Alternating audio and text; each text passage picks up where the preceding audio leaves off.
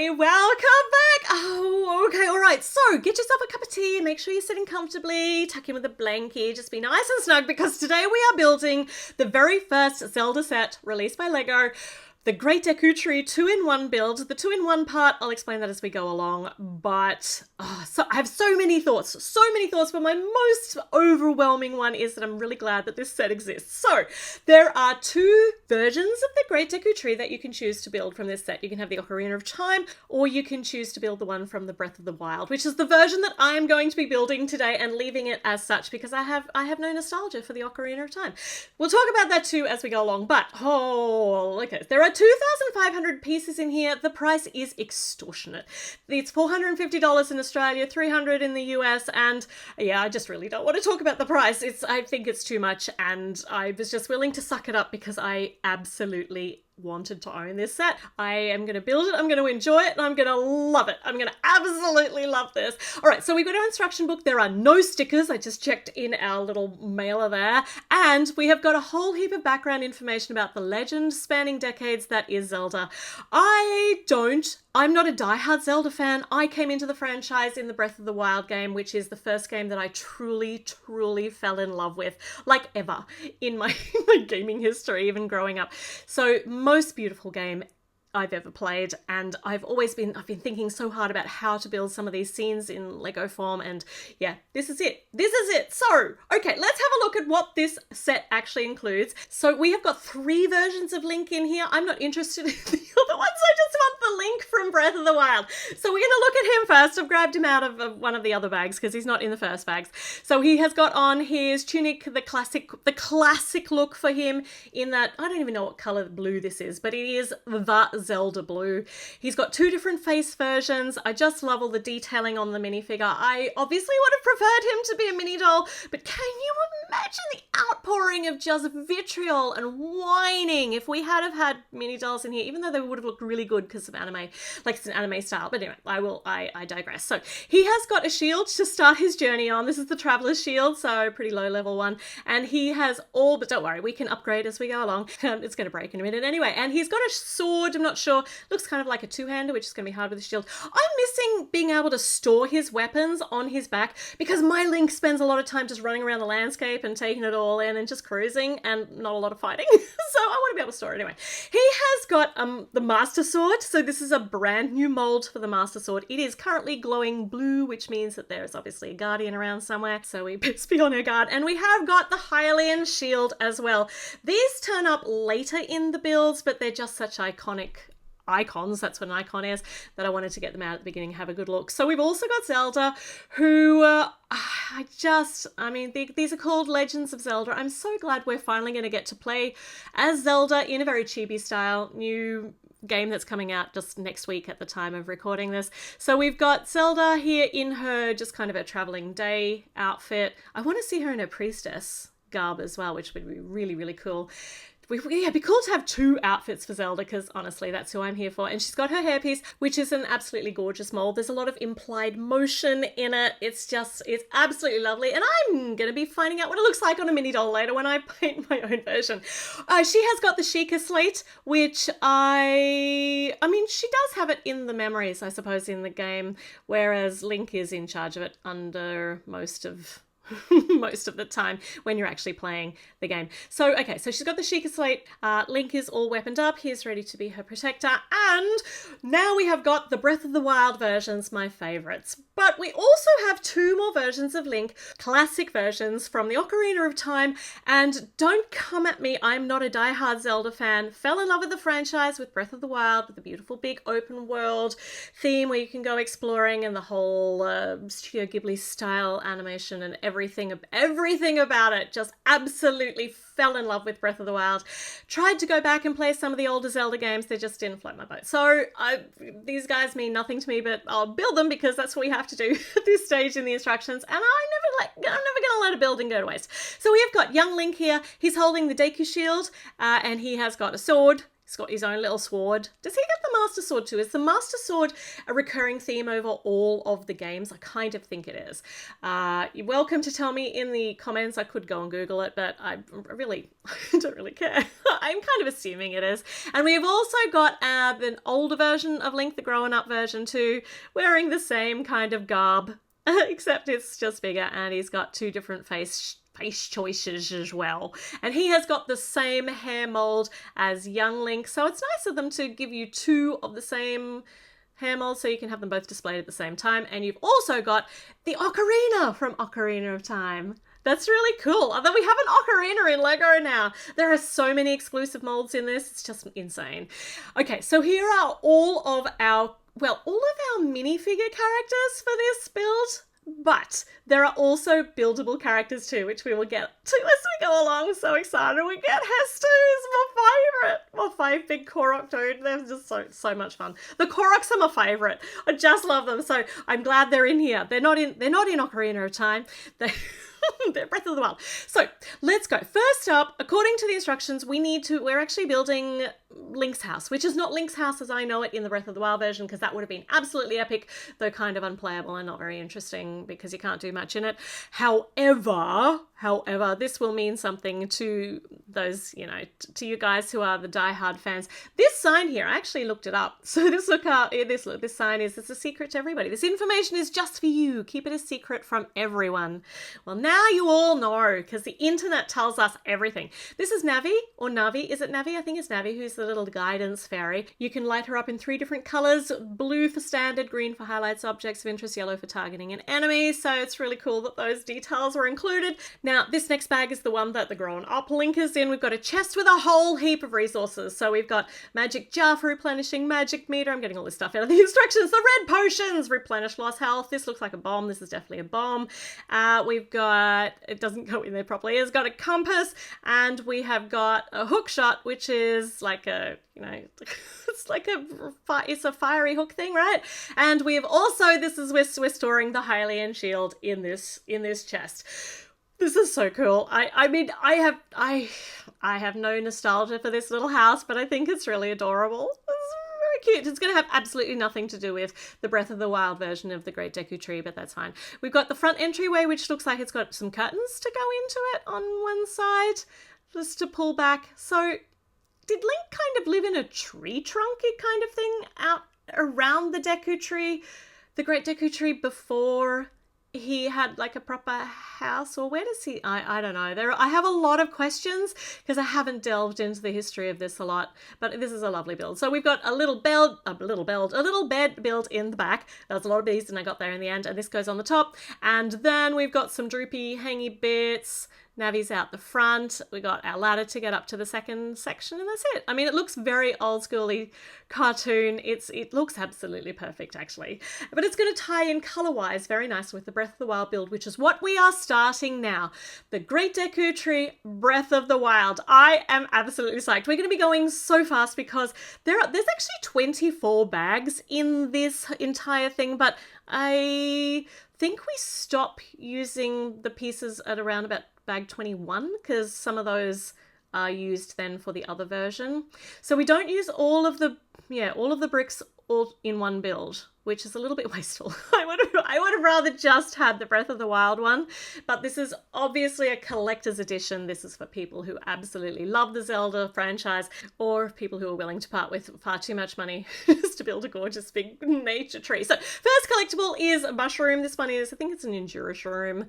I definitely hoard all of these. I'm glad that his little pouch on the back I don't have to like offload anything because I'm a hoarder when I game. So we've got Silent Princesses over here. We've also got what was the orange one? The Hylian Shroom. And this here looks like, I love this one, the Honey Radish. Nom nom nom. It goes on top of the little pink bit over here. So these are the sorts of things, the collectibles that you can find just around the Great Deku Tree and in the Korok Forest. Not the creepy part of Korok Forest where you get lost continuously, but the friendly part where you can stop and rest and replenish. All right, we're up to bag number 4.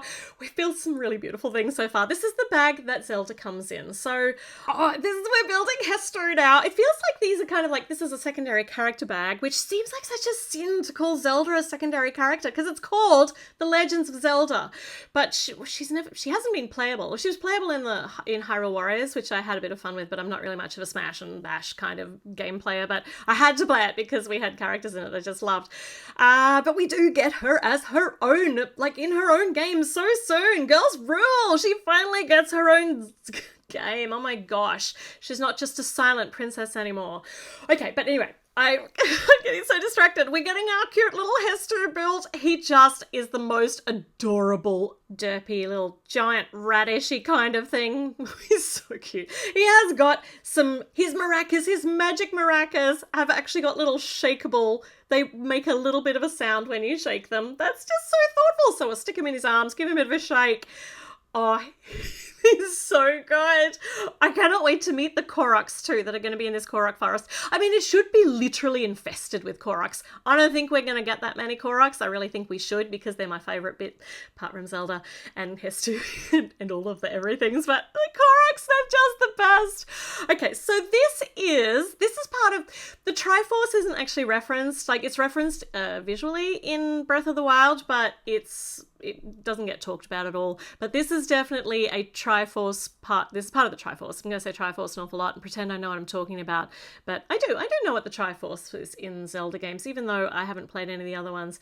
So we've got our little triangle here, which is where the Master Sword is embedded in here, regaining its power, waiting for Link to come and get 13 hearts and be able to pull this out from the ground.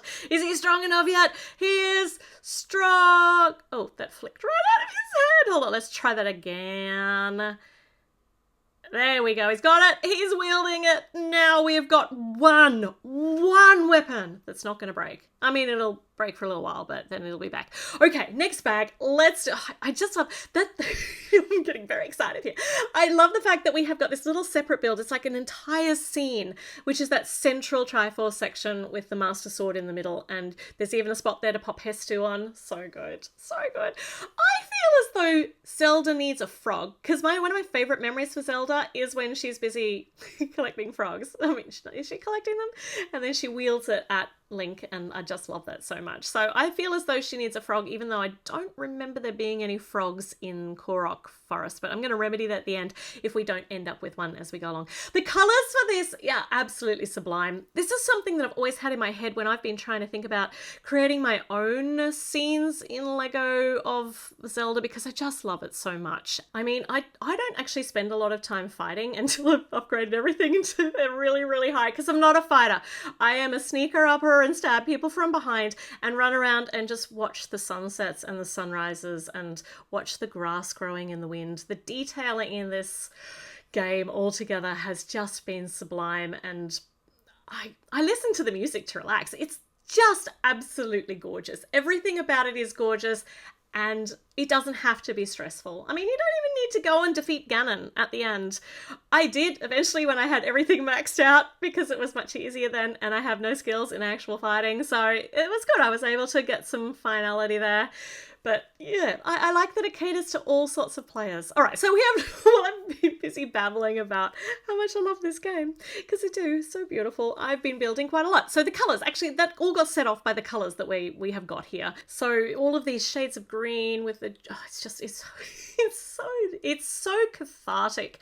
And I would never have thought to put all these shades together. I actually wouldn't have thought to put in the turquoise either. So yeah, it's just beautiful. So we've got another Hardy Radish. We've got quite a few more Silent Princesses, a few more shrooms, very nice, and a whole heap of leafy ferny bits going all the way around. This really, really does look like what it is supposed to look like. Got some really nice organic shape happening already on the base of the Great Deku Tree. I'm going to move Link's house out of the way because I'm going to need a bit more table space as we go along too. And also the style of it doesn't suit the style of Breath of the Wild. The colours, they match very nicely, but the style is, they're entirely different. They're from an entirely different generation, was the Ocarina of Time.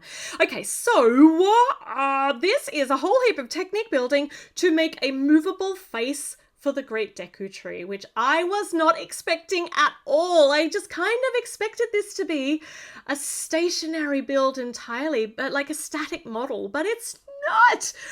I love it. I love this so much. You can make his mouth go, "Oh, Link, I've been waiting for you for so long."